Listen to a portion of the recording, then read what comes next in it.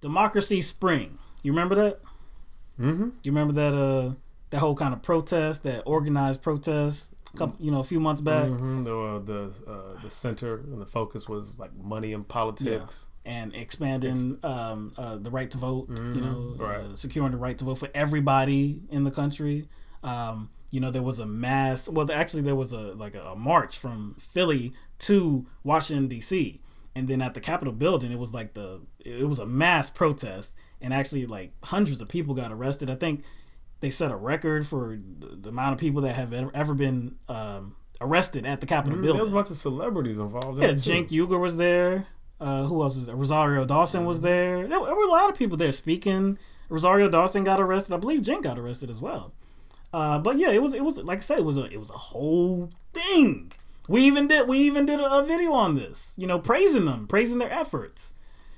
Well, now they have come out with an article or something like that, just kind of explaining like where they are right now, and it was a statement from the Democracy Spring Interim National Coordinating Committee, and what they wanted to do was answer this question: which way forward for Democracy Spring, for a revolution to win real democracy in our country?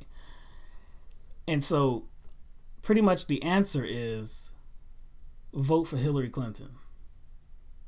That's the way forward for real democracy. But how?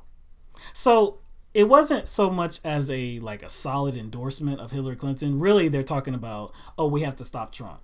That's what they said. That we have to stop Trump. And so by stopping Trump, that means that we have to vote for Hillary Clinton. So they explained in this piece that they put out there that this was not a full-throat endorsement of Hillary Clinton. They know that she's a war hawk. They know that she's a neoliberal.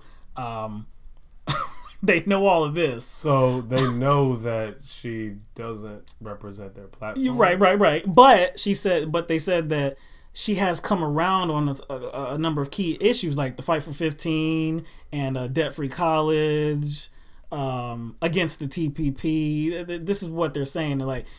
No doubt she's moved to the left and adopted some positions that we hold, important to us. So we need to stop Trump and how about this? Vote for Hillary How Clinton. about this? If she really has come over, she really has crossed over, then Trump shouldn't even be mentioned. Do you see what I'm saying? If she is really the candidate they say she is, then Trump's name shouldn't even be in this. The fact that they have to mention Trump's name tells me that they don't even believe what they say. Well, what I want to know is where's their bark? I mean, where's their bite at? Because see, we've heard their bark. Where's their bite?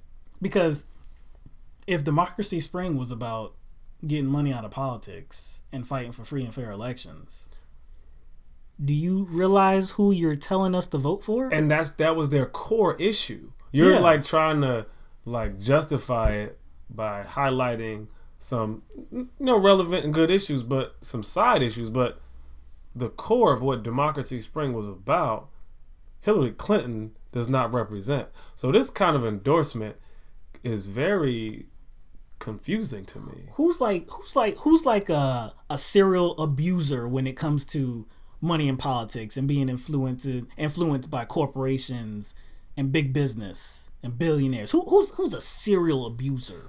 Who is a poster child for that? The epitome of bribery, corruption in politics, the establishment. That would be Hillary Clinton herself. So how could you be against this and say, oh, well, this is the way forward now in 2016? Again, it's like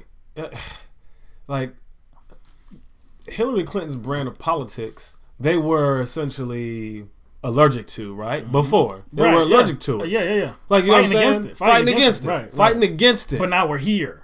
So now there's something bigger. There's a bigger monster. Yeah. You know what I'm saying? We got a fearmonger, Trump. Yeah. Okay, they're allergic to Trump too. Right. Or more.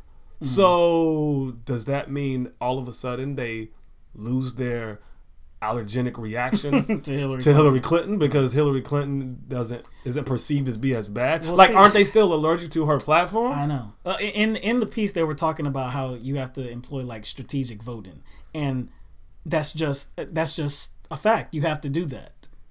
But okay, so there's some interesting quotes from this piece. One, they said a minor party candidate like Jill Stein, despite her bold progressive platform and transformative aspirations, simply will not win. One of two candidates will be elected president, and it won't be Stein. To condemn Trump without clearly advocating a vote for the only alternative, however unfortunate, is to leave open options, voting for Stein or not voting at all, which will help him win.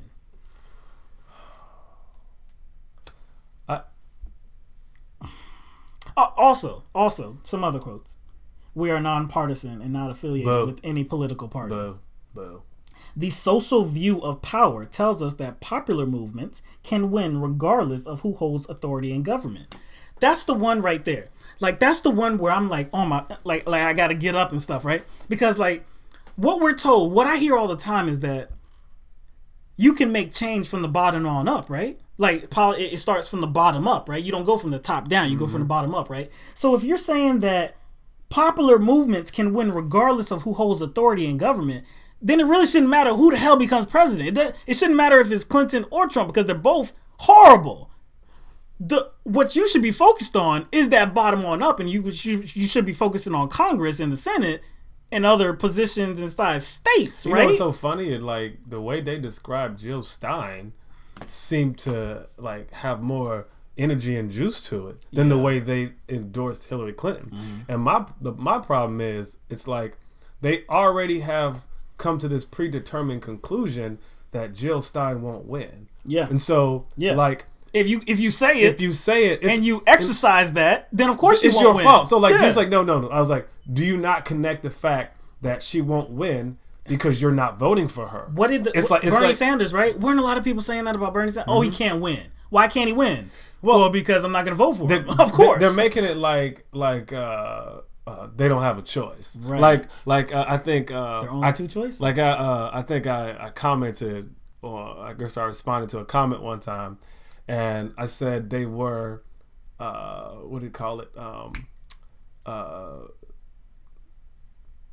Prophecy fulfilling voters. Yeah. Oh yeah. You know what I'm saying? Right. They're just prophecy fulfilling voters. Right. They're just like, because that's what they already think is going to happen. They're just going to vote based on that. I'm like they don't have a choice or something. Like the voting machine just automatically autocorrects to Hillary Clinton, and they don't have a choice. Right. And so my thing is like, but you're making it happen. Exactly. If you make the conscious decision to vote for Clinton, then like the Jill Stein can't win is just like the consequence to your predetermined conclusion. You know what I'm saying? Yeah. The quote where they say they're not partisan and not affiliated with any political party, right? On their website, they say, last month at the DNC in Philadelphia, we engaged in mass nonviolent civil disobedience to demand the Democratic Party commit to pass fundamental democracy reforms in the first 100 days of a new administration.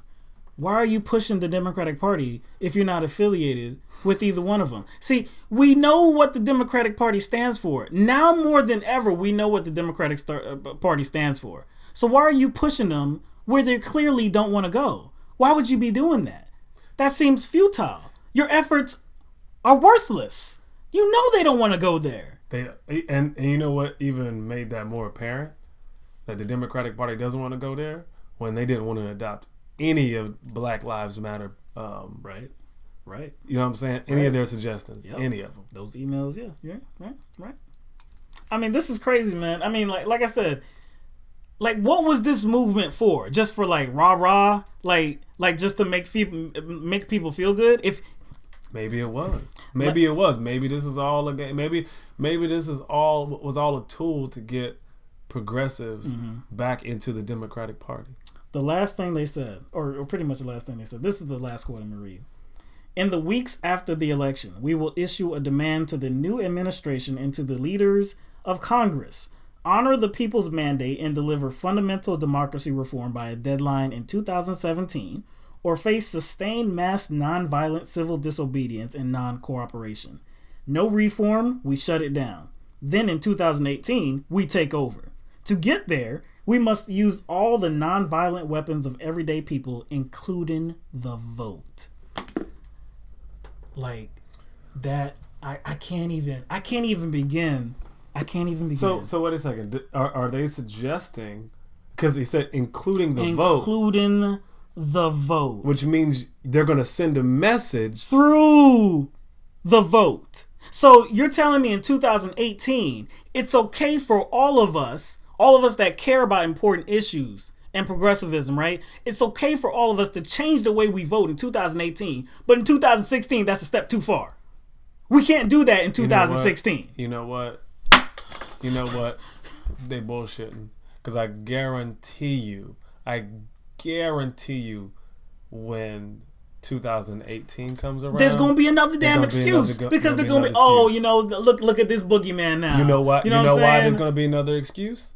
Because of who they're endorsing now. They have to come up with an excuse. Now they are setting themselves up to have to give an excuse come midterm. See, it keeps going. Like we said this months ago. Concessions. Like we said this months ago. Like if we don't do it now, then when? What's that saying? No time like the present. Mm-hmm. There's no time like the present, right? Because we don't know what the future holds, right? Ain't no time like the damn present. And this movement is really strong right the hell now. But you want to pretty much bottle all of this up and give it to Hillary Clinton and be like, here, we trust you with it. I mean, we're going to keep our eyes on you, but, it's best in your hands. Now, if you don't do anything, now, 2018, we're going to come get you when you're already in office. Like, that doesn't... What in the world is that? You have Democracy Spring, you have no bite to your bark whatsoever.